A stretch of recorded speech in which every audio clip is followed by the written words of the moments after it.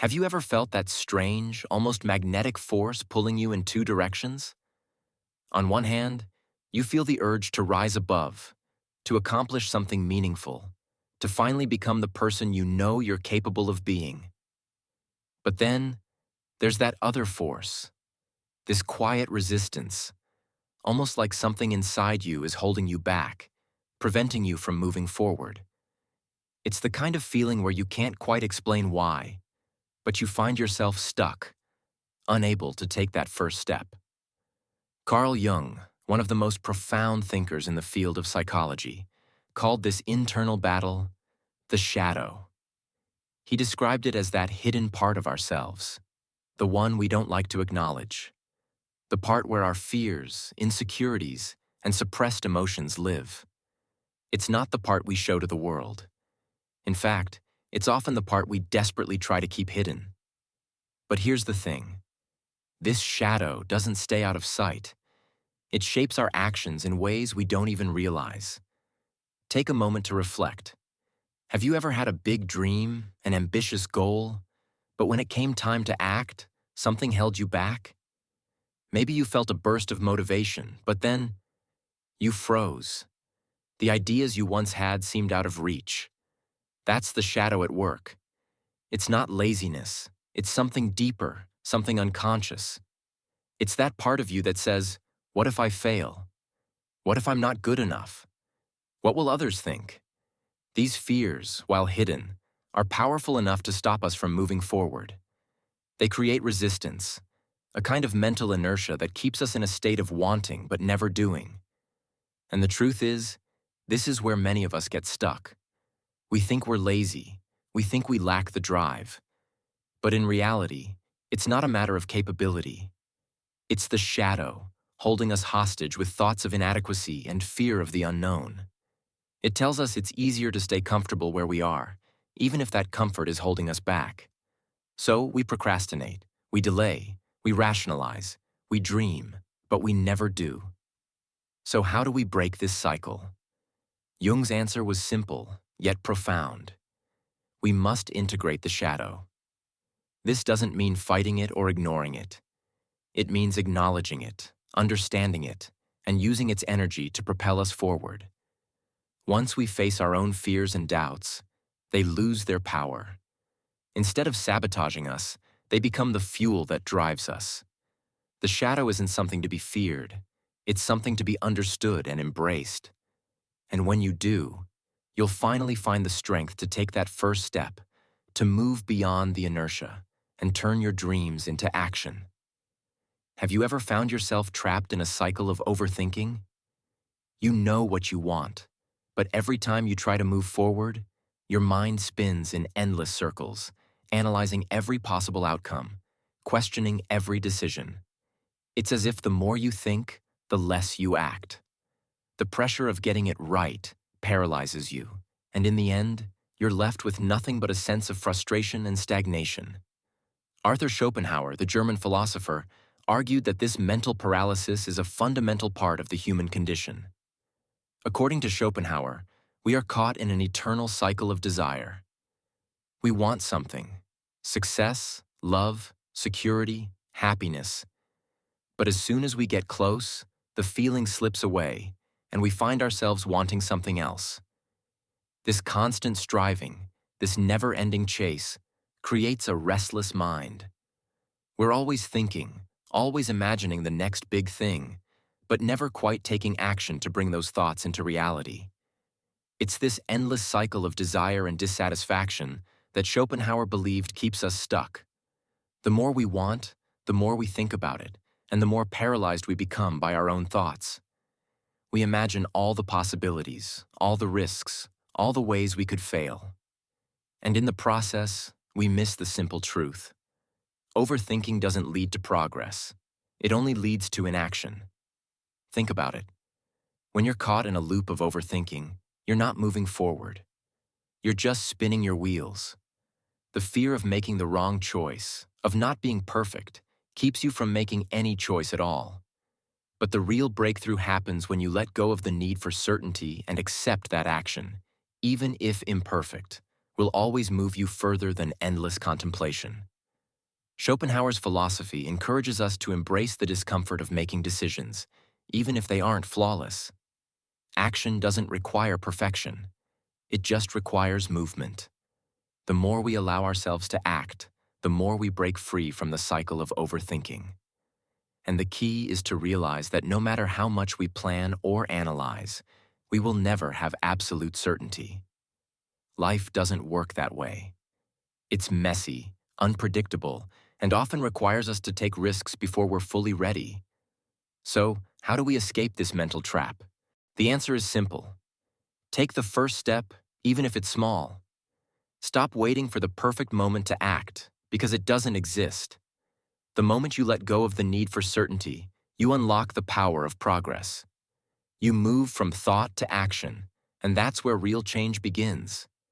We often hear that motivation is the key to success. We're told that we need to feel inspired, that we need to wait for the perfect moment when everything aligns. But what if I told you that motivation is overrated? What if the real secret to overcoming procrastination and achieving your goals wasn't a surge of energy, but the quiet power of small, consistent actions? James Clear, in his groundbreaking book Atomic Habits, argues that the key to lasting change doesn't lie in dramatic moments of inspiration or a sudden burst of willpower. It lies in systems, the small, everyday habits that, over time, compound into extraordinary results.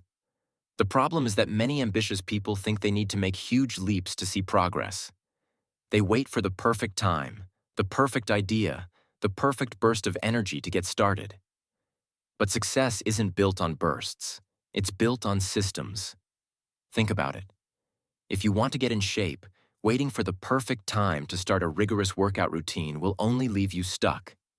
You might convince yourself that you need to be in the right mental space, or that you need a fancy gym membership to make it happen. But the truth is, it's the small, consistent habits, the morning stretches, the 10-minute walks, the healthy meals, that create lasting change. It's these seemingly insignificant actions that, over time, add up to big results.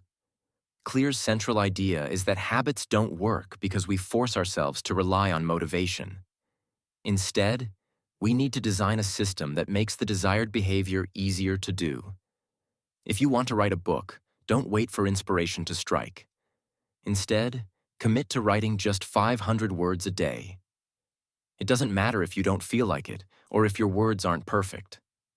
The system, writing 500 words each day, builds momentum, and soon, writing becomes effortless. The secret is in the system, not the occasional bursts of motivation.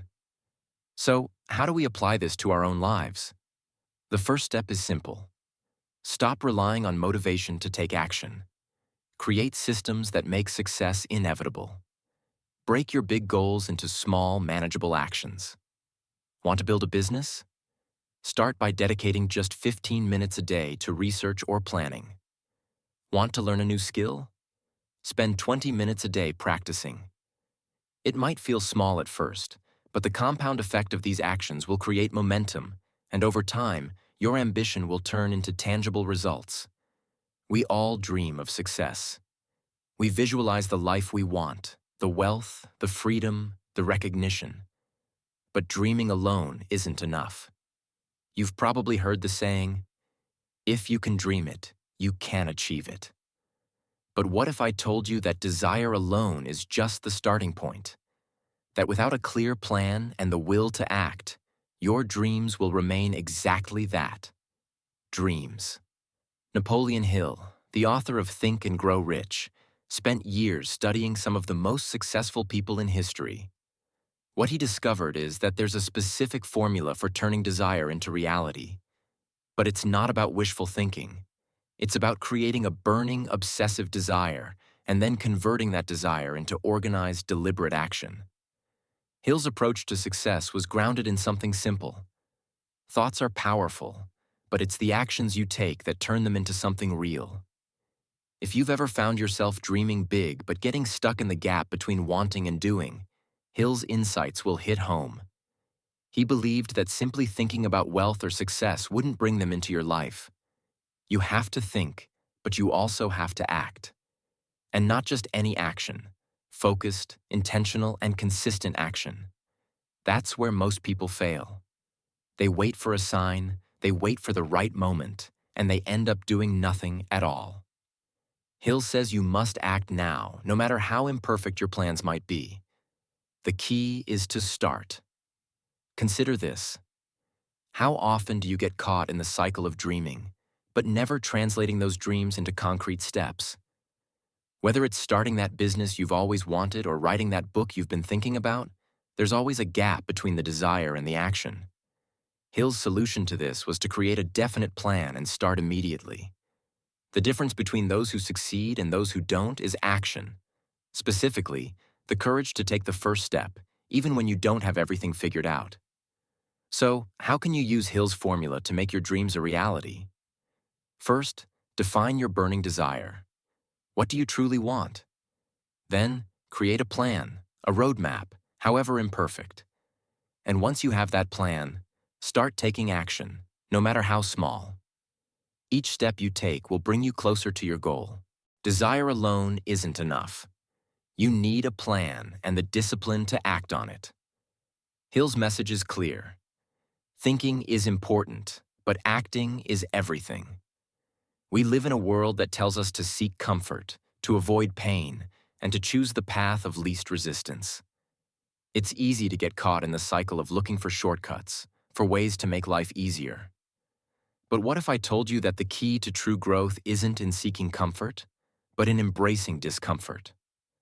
What if the way to unlock your full potential is to face the hardest challenges, to push yourself beyond your limits, and to thrive in the very places where others choose to give up? David Goggins, one of the most relentless individuals in the world, has made his name by challenging the limits of human endurance. Known for his incredible feats of strength and mental resilience, Goggins has a message that cuts through the noise. Success isn't about motivation. It's about discipline. Goggins didn't become who he is by waiting for motivation to strike. He didn't wait for the perfect day or the perfect conditions. Instead, he developed a mindset that embraced discomfort. He understood that growth happens when we push ourselves through the hardest moments, when we continue moving forward, even when our bodies and minds are screaming for us to stop. Goggins calls it embracing the suck, the ability to find strength in the struggle, to turn pain into power. The truth is, we often let our minds trick us into thinking that avoiding discomfort will lead to happiness or success. We convince ourselves that the key to progress is an easy, pain-free path. But the reality is that success and growth are built in the moments when you choose to push through the discomfort. Goggins' philosophy is simple. If you want to achieve something extraordinary, you have to get harder. Think about your own life. How often do you avoid the difficult tasks? How many times do you find yourself looking for a reason to take the easy way out? What if you decided to flip the script? What if you embraced the discomfort, welcomed the challenge, and chose to be relentless, no matter how tough things got? The truth is, real progress doesn't come from a place of comfort. It comes from discipline, from showing up every day, from pushing yourself even when it feels impossible. And when you embrace that mentality, when you learn to push past the pain and discomfort, you unlock a level of strength and resilience you never thought possible. So, what will you choose? Will you continue to seek comfort, or will you choose to get harder? The road to greatness is not paved with ease. It's built by embracing the struggle, by continuing to fight even when every part of you wants to quit. The only question is, are you ready to face that challenge head-on? Before we wrap up, I'd love to hear from you. Which concept we discussed today resonated most with you? Was it Jung's idea of integrating the shadow or Goggins' relentless philosophy? Drop a comment below. I'd love to hear your thoughts. And if you enjoyed this video and think it could help someone you know, don't forget to share it. Also, if you haven't subscribed to the channel yet, go ahead and hit that subscribe button and turn on notifications so you won't miss any content that could transform the way you think and act. See you in the next video.